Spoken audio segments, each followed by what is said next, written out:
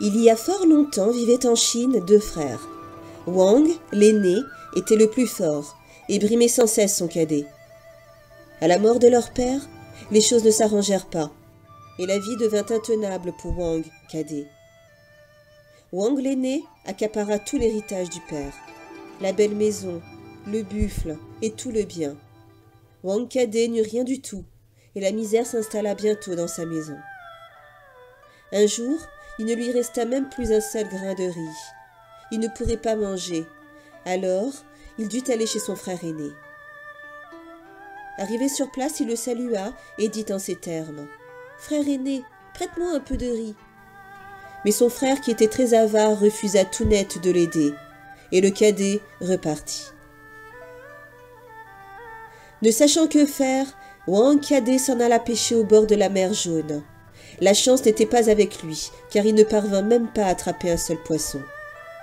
Il rentrait chez lui les mains vides, la tête basse, le cœur lourd, quand soudain il aperçut une meule au milieu de la route. « Ça pourra toujours servir », pensa-t-il en ramassant la meule, et il la rapporta à la maison.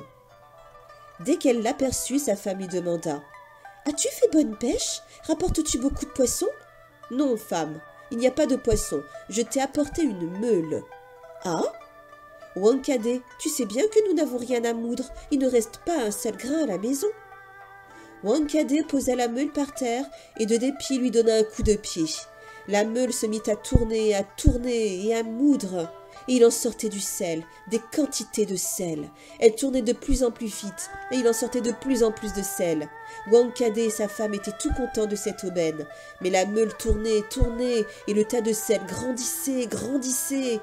Wang cadet commençait à avoir peur et se demandait comment il pourrait bien arrêter la meule. Il pensait, réfléchissait, calculait, il ne trouvait aucun moyen.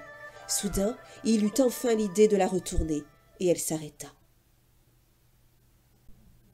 À partir de ce jour, chaque fois qu'il manquait quelque chose dans la maison, Wang cadet poussait la meule du pied et obtenait du sel qu'il échangeait avec ses voisins contre ce qui lui était nécessaire.